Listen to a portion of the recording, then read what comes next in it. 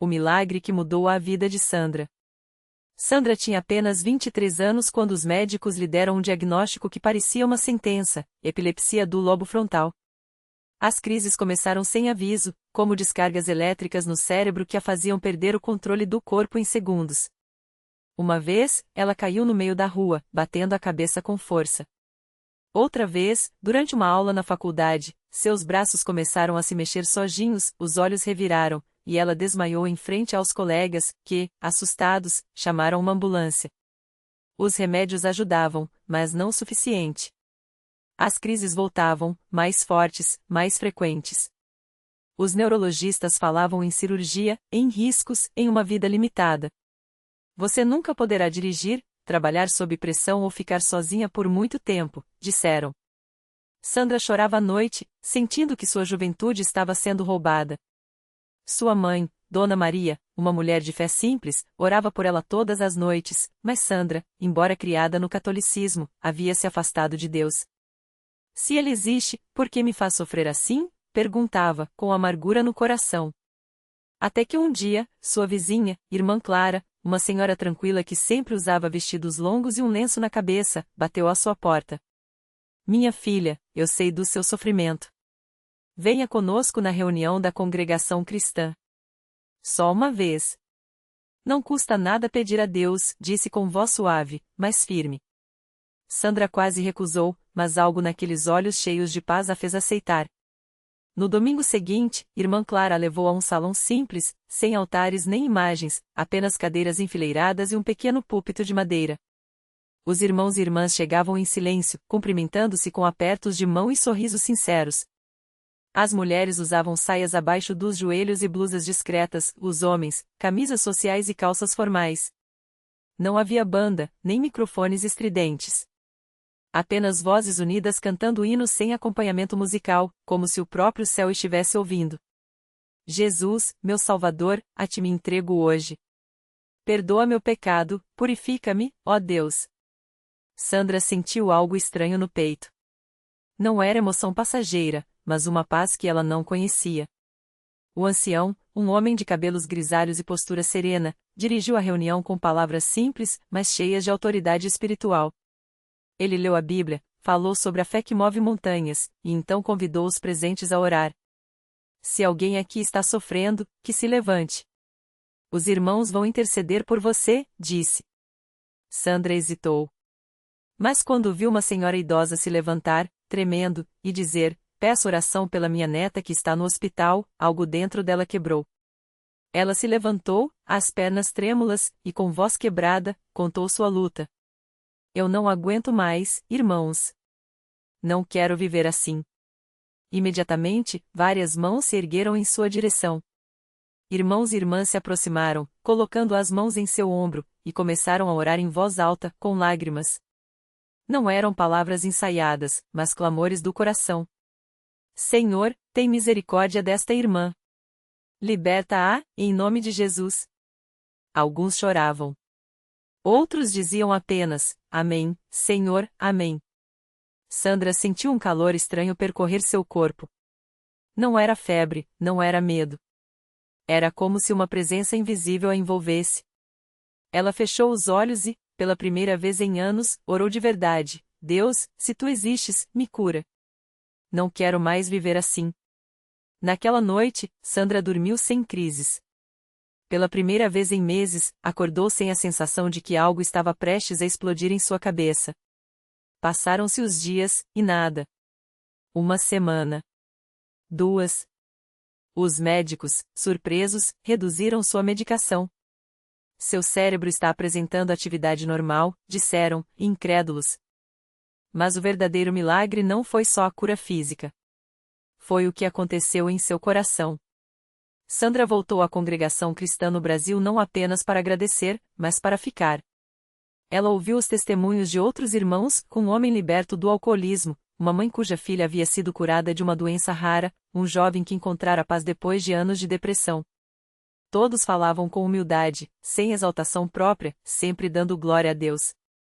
Um domingo, após o culto, o ancião anunciou que haveria batismos nas águas. Quem deseja se batizar em nome de Jesus Cristo, para a remissão dos pecados, que se manifeste, disse. Sandra sentiu o coração bater forte. Ela sabia que aquele era o próximo passo. Na semana seguinte, vestida com uma túnica branca simples, ela desceu às águas, enquanto o ancião, com voz firme, disse: Eu te batizo em nome do Pai, do Filho e do Espírito Santo. Quando emergiu, sentiu-se leve, como se um peso de anos tivesse sido tirado de suas costas. Depois, participou pela primeira vez da Santa Ceia. O pão partido, o vinho compartilhado, símbolos do sacrifício de Cristo. Enquanto os irmãos cantavam a Lembra-te de mim, ó Senhor, quando vieres no teu reino, Sandra entendeu que sua vida não era mais sua. Pertencia a Deus. Anos se passaram. Sandra, hoje com 30 anos, não tem mais crises. Os médicos a declararam curada, um caso raro na medicina. Mas ela sabe que não foi a medicina. Foi a mão de Deus, respondendo à fé de um povo simples, que não busca fama, nem espetáculo, apenas servir ao Senhor em verdade. Ela agora é uma das irmãs que acolhe os visitantes na congregação. Sempre com um sorriso, sempre com palavras de esperança. Muitas pessoas pensam que milagre é só a cura física, costuma dizer. Mas o maior milagre foi Deus me mostrar que, mesmo no sofrimento, Ele nunca me abandonou. Sua mãe, Dona Maria, agora também frequenta a igreja. Eu orava tanto por minha filha, mas não sabia que Deus a estava levando para um lugar onde ela encontraria a verdadeira paz, diz, com os olhos brilhando. A lição que Sandra aprendeu é a que ela agora compartilha: a fé não é a ausência de problemas, mas a certeza de que, mesmo nos vales mais escuros, Deus está conosco. E às vezes, Ele nos cura de maneiras que nem os médicos podem explicar. Na congregação cristã no Brasil, entre hinos cantados à capela, orações fervorosas e irmãos que se amam sem interesse, Sandra encontrou não só a cura, mas um lar. Um lugar onde a simplicidade é força, onde a humildade é poder, e onde Deus, em seu tempo, faz o impossível. Sandra nunca imaginou que aquele domingo de manhã mudaria tudo. Ela chegou à igreja como de costume, mas dessa vez sentia algo diferente no ar. Enquanto os irmãos entoavam o hino A Deus é Amor, ela fechou os olhos e sentiu uma paz tão profunda que as lágrimas escorreram sem que ela percebesse. Foi então que o irmão mais velho da congregação, um homem de cabelos brancos e voz serena, se aproximou e colocou a mão em seu ombro. Minha filha, Deus tem uma mensagem para você hoje, ele disse com um sorriso que parecia iluminar o salão. Naquele momento, Sandra não sabia, mas sua vida estava prestes a receber mais um milagre. Durante a oração final, ela sentiu um calor intenso percorrer seu corpo, como se uma corrente de energia divina a envolvesse. Era tão real que ela abriu os olhos, assustada, mas viu apenas os irmãos de cabeça baixa, orando com fervor. Quando a reunião terminou, ela tentou se levantar, mas suas pernas, antes fracas e doloridas, não doíram. Pelo contrário, sentiram-se leves, como se nunca tivessem carregado o peso da doença. Glória a Deus! Exclamou baixinho, segurando no banco para se firmar. Os irmãos ao redor notaram sua expressão de espanto e se aproximaram. O que foi, irmã? Perguntou uma senhora de lenço na cabeça, sempre atenta às necessidades dos outros. Sandra, sem palavras, deu os primeiros passos sem a bengala que há meses não largava. 1, 2, 3 passos, e então, como uma criança aprendendo a andar novamente, ela começou a caminhar pelo corredor central da igreja. Os irmãos, ao verem aquilo, romperam em lágrimas e louvores. Aleluia! Deus é poderoso! Gritou um jovem do fundo, e logo o salão inteiro se encheu de vozes agradecendo a Deus pelo milagre. Dona Maria, que estava na última fileira, correu até a filha e a abraçou forte. Minha filha, você está curada. Eu sabia que Deus não nos abandonaria, ela chorava, enquanto Sandra, também em lágrimas, só conseguia repetir: é um milagre, mãe. Um milagre real. Nos dias que se seguiram, os médicos ficaram estarrecidos. Os exames, que antes mostravam inflamações e danos irreversíveis, agora não apresentavam mais nenhum vestígio da doença. Isso não tem explicação médica, disse o reumatologista, coçando a cabeça enquanto olhava as novas imagens. Mas eu sei que tem explicação, respondeu Sandra, sorrindo. Deus me curou. Agora, toda vez que ela entra na congregação cristã no Brasil, não é mais como uma mulher quebrantada pela dor, mas como uma testemunha viva do poder de Deus. Ela conta sua história para quem quiser ouvir, sempre com o mesmo brilho nos olhos. Se Deus fez isso por mim, Ele pode fazer por você também, diz ela, segurando a mão de quem está passando por provações. Basta confiar e não desistir da fé, mesmo quando tudo parece perdido. E assim, entre os bancos de madeira simples, os hinos cantados com o coração e as orações que sobem como incenso aos céus, Sandra encontrou não só a cura do corpo, mas a renovação da alma. Sua vida, que já foi um deserto de dor, agora é um rio de bênçãos que transborda para todos ao seu redor. Porque na congregação, ela aprendeu que Deus não apenas ouve as orações, Ele responde. E às vezes, sua resposta é um milagre que nem a ciência pode explicar. No domingo seguinte, enquanto o sol da manhã entrava pelas janelas da congregação, iluminando os rostos de quem chegava para o culto, Sandra estava lá, como sempre, mas dessa vez com algo diferente no olhar. Não era só a alegria de quem foi curado, mas uma determinação que só quem já viu o impossível se tornar real pode ter. Ela se aproximou de uma jovem que entrava arrastando os pés, com os olhos inchados de tanto chorar. Era Ana, uma irmã que há meses lutava contra uma depressão profunda, tão forte que nem as palavras de ânimo dos obreiros pareciam alcançá-la. Os médicos diziam que era uma batalha química, que os remédios levariam tempo, que ela precisava de paciência. Mas Ana já não tinha mais paciência. Naquela manhã, ela tinha vindo ao culto só porque a mãe a trouxe à força, convencida de que, se Deus não a curasse ali, ela não aguentaria mais uma semana. Sandra não precisou perguntar nada. Só olhou nos olhos de Ana e disse, baixinho, como quem compartilha um segredo, eu também já pensei que não tinha mais jeito. Mas Deus me mostrou que Ele não desiste da gente, mesmo quando a gente desiste de si mesmo. Ana tentou sorrir, mas as lágrimas vieram antes. Sandra, então, pegou sua mão e a levou até a frente do salão, bem perto do púlpito, onde o pastor já se preparava para iniciar a pregação. Pastor, Sandra falou com voz firme, essa aqui é a Ana. Ela precisa de uma oração hoje. Não é uma oração qualquer, não. É uma daquelas que Deus ouve e responde na hora. O pastor, que já conhecia a história de Sandra, entendeu imediatamente. Ele fez um sinal para os músicos, e o salão ficou em silêncio, só quebrado pelos soluços abafados de Ana. Então, o pastor impôs as mãos sobre a cabeça dela e começou a orar, não com palavras bonitas ou longos discursos, mas com a autoridade de quem sabe que está falando diretamente com o Pai. Senhor, o inimigo tem roubado a paz dessa filha tua, tem enchido sua mente de mentiras. Mas o Senhor é o Deus que restaura, que tira as trevas e traz a luz. Em nome de Jesus, eu determino que essa opressão se quebre agora. Sua voz ecoou pelo salão, e foi como se uma corrente elétrica percorresse o ar. Ana sentiu algo estranho acontecer dentro dela. Não foi uma emoção passageira, não foi alívio momentâneo. Foi como se uma mão invisível tirasse um peso enorme de suas costas, como se uma cortina escura fosse arrancada de sua mente. Ela abriu os olhos, surpresa, e pela primeira vez em meses, respirou fundo sem sentir dor. O pastor olhou para ela e perguntou, o que você está sentindo, filha? Ana tentou falar, mas as palavras não vinham. Então, ela fez o que não conseguia fazer havia tanto tempo, sorriu. Um sorriso verdadeiro, que nasceu de dentro para fora. O salão explodiu em glórias a Deus. Gente chorando, gente abraçando uns aos outros, gente caindo de joelhos em ação de graças. Sandra abraçou Ana com força, sussurrando, eu te falei, não te falei? Deus não falha. E Ana, ainda atordoada com o que tinha acontecido, só conseguia balançar a cabeça, repetindo, é verdade, é verdade. Nos dias que seguiram, Ana voltou a ser a jovem cheia de vida que um dia foi. Os remédios. Ela ainda tomava, mas agora com a certeza de que não eram eles que a sustentavam. Era a mesma mão que tinha tocado Sandra, que tinha secado o Mar Vermelho, que tinha ressuscitado Lázaro.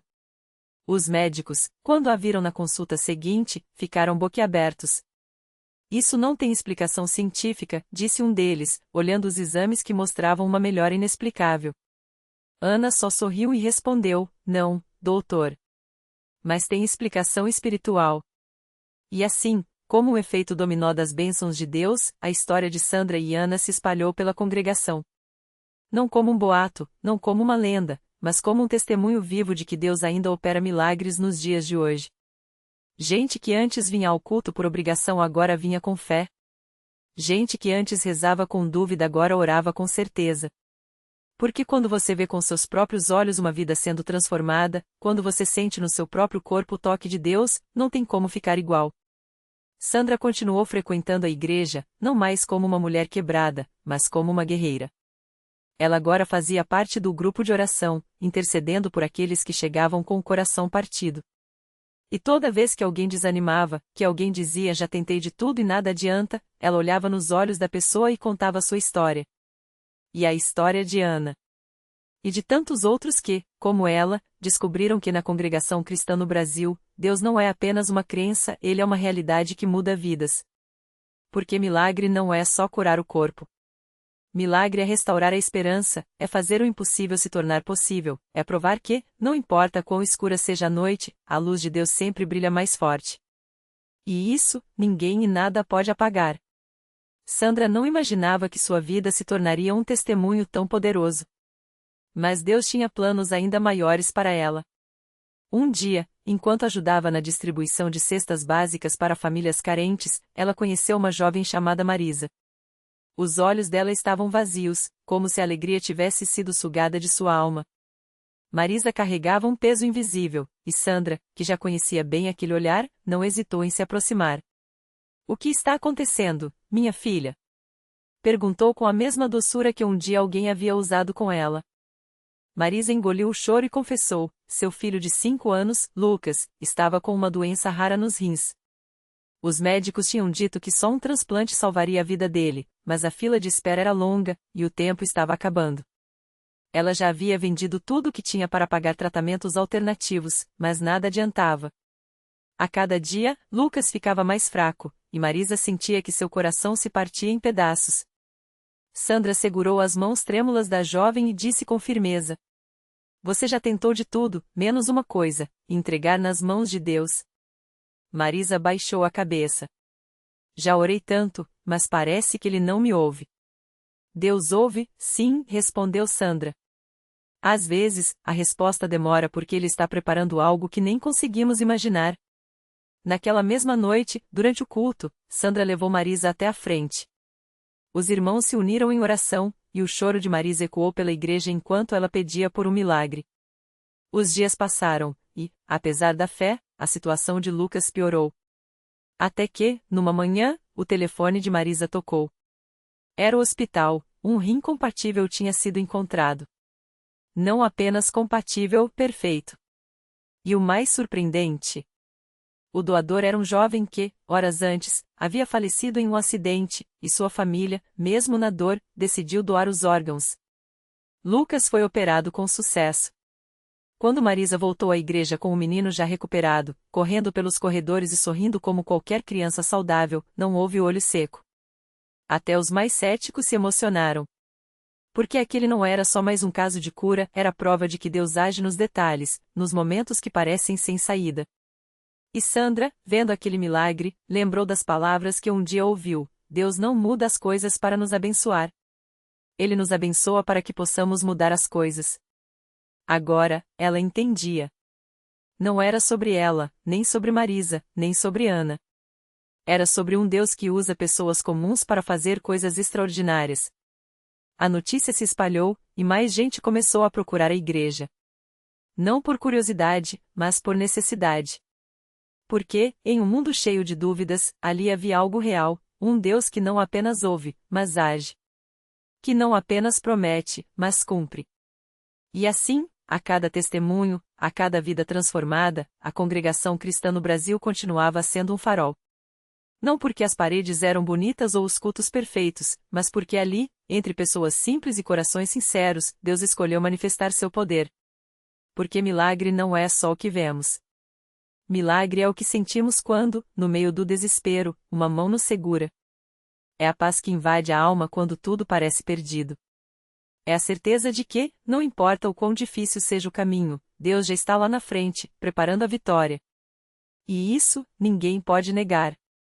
Naquela pequena cidade do interior de São Paulo, onde o sol queimava forte e a vida seguia no ritmo lento do trabalho na roça, uma família vivia um drama que parecia não ter solução. Dona Maria, uma mulher de mãos calejadas e fé inabalável, já havia perdido as contas de quantas noites passará em claro, velando o filho mais novo, o Joãozinho. O menino, com apenas 7 anos, nasceu com uma doença rara que os médicos não conseguiam nem nomear direito. É genético, diziam, com um suspiro de quem já havia desistido. Não há cura. Só podemos tentar aliviar a dor. E a dor era muita. Joãozinho mal conseguia andar, as pernas finas tremiam a cada passo, e os olhos, antes cheios de vida, agora refletiam um cansaço que não era de uma criança. Dona Maria já havia gasto tudo o que tinha em remédios, consultas e promessas de médicos que, no fim, só balançavam a cabeça. Foi então que uma vizinha, irmã na fé, chegou até ela com um convite simples: Maria, por que você não leva o Joãozinho na igreja? Lá, a gente ora, e Deus ouve. Eu já vi coisa que nem parece desse mundo. Dona Maria, que sempre acreditou, mas nunca havia pisado numa congregação, hesitou. E se não adiantar, irmã? Meu coração não aguenta mais uma decepção. A vizinha segurou sua mão e disse com uma certeza que só quem já viu milagre tem: mas e se adiantar? No domingo seguinte, sob um céu azul que parecia mais claro daquele dia, Dona Maria entrou na congregação cristã com Joãozinho nos braços. O menino, fraco, encostou a cabeça no ombro da mãe enquanto os irmãos cantavam hinos que falavam de um Deus que sara, que liberta, que faz o impossível. Ela sentou num banco de madeira simples, no fundo, sem querer chamar atenção. Mas não precisou. O pastor, um homem de voz firme e olhos cheios de compaixão, parou no meio da pregação e olhou diretamente para eles. Não era um olhar de pena, mas de fé. Hoje, aqui, há alguém que precisa de um milagre. Deus está dizendo que a hora é agora. Ele não sabia da doença de Joãozinho, não sabia nem o nome deles. Mas Dona Maria sentiu algo arder dentro dela, como se aquelas palavras fossem só para ela. Os irmãos se aproximaram. Mãos se estenderam sobre a cabeça do menino. Uns choravam, outros oravam em voz alta, pedindo a cura com uma fé que contagia. Joãozinho, que mal conseguia ficar de pé, de repente abriu os olhos bem grandes, como se visse algo que ninguém mais via. E então, bem devagar, ele moveu os pés. Primeiro foi um tremor, como se as pernas despertassem de um sono longo. Depois, um passo. Um passo fraco, mas um passo. Dona Maria segurou o rosto com as mãos, os olhos cheios de lágrimas que não eram mais de dor, mas de espanto. Meu Deus, ela repetia, enquanto Joãozinho, com um sorriso que iluminava a igreja toda, deu mais um passo. E outro. E outro. Não foi instantâneo como nos filmes. Não foi um pulo da cadeira de rodas para uma corrida. Foi um milagre quieto, mas real. Um milagre que começou ali, na frente de todos, e continuou nos dias seguintes. Joãozinho começou a andar. Primeiro com ajuda, depois sozinho. Os médicos, quando o viram semanas depois, não tinham explicação. Isso não tem lógica médica, balbuciou um deles, olhando os exames que antes mostravam uma doença sem cura. Dona Maria não precisava de lógica. Ela tinha visto com seus próprios olhos. Tinha sentido com suas próprias mãos, quando seguiu o filho andando pela primeira vez sem tropeçar. E, naquele dia, ela entrou na igreja não mais como uma mãe desesperada, mas como uma testemunha. Deus me deu meu filho de volta, ela dizia, com a voz embargada, enquanto abraçava a cada irmão que se aproximava para louvar ao Senhor. A notícia se espalhou. Não por jornais ou redes sociais, mas de boca em boca, de coração em coração. E mais pessoas começaram a chegar. Não só doentes, não só os que buscavam cura física, mas os que buscavam cura da alma. Os que carregavam dores que ninguém via, mas que Deus conhecia. Porque ali, na congregação cristã, não havia espaço para dúvidas quando a evidência do poder de Deus estava tão viva. Não era questão de religião, era questão de experiência. Joãozinho andava. E isso bastava. E assim, como um rio que começa com um fio d'água e vai crescendo, a fé daquela comunidade se fortaleceu. Não porque tudo era fácil, mas porque eles tinham visto que, mesmo no impossível, Deus faz caminho. Mesmo quando os homens dizem não tem jeito, ele diz, eu tenho. E isso, minha irmã, meu irmão, ninguém tira. Porque milagre não é só história para contar. Milagre é vida para viver. E essa vida, só Jesus dá. O passo final e a lição que ficou. Joãozinho não só andou, ele correu. Não pelos olhos dos homens, mas pela alegria de um coração que, pela primeira vez, sentia o chão firme sob os pés. Sua mãe, Maria, ajoelhou-se no meio da congregação, não de dor, mas de gratidão, enquanto lágrimas de anos de oração se transformavam em risos. O médico que o desenganara estava ali, pálido, segurando as muletas abandonadas como prova de que a ciência, por mais sábia, não tem a última palavra. Mas o maior milagre não foi só o menino de pé. Foi o avô de Joãozinho, um homem amargurado que há décadas culpava a Deus pela morte da filha. Ao ver o neto abraçá-lo, suas pernas trêmulas o levaram até o altar. Não houve sermão que o convencesse, apenas um abraço apertado e um sussurro: "Perdão, Senhor. Eu não sabia que o Senhor ainda faz milagres." Aquela noite, a igreja não se esvaziou. Permaneceram em silêncio, alguns de joelhos, outros de mãos dadas, como se temessem que o momento se desfizesse. Mas o pastor, com voz firme, lembrou: milagre não é só o que vemos hoje. É a mãe que acorda mais uma noite para orar quando tudo diz que é inútil. É o pai que escolhe perdoar em vez de odiar. É a comunidade que não desiste de amar, mesmo quando o mundo diz que amor não alimenta. Jesus não veio só para curar pernas, veio para curar o que nos faz desistir de viver. Anos depois, Joãozinho, já homem, voltaria àquele mesmo lugar, não como um símbolo, mas como testemunha. Trazia consigo outros que, como ele, precisavam ouvir: se Deus fez por mim, pode fazer por você. Porque a fé não é herança de sangue, mas de escolha, e o maior milagre é crer que, mesmo quando a noite é longa, a manhã pertence a Deus. Lição que fica: Deus não precisa de nossas muletas, sejam elas de madeira, de medos ou de desculpas. Ele só pede que as soltemos. O resto? Isso ele faz,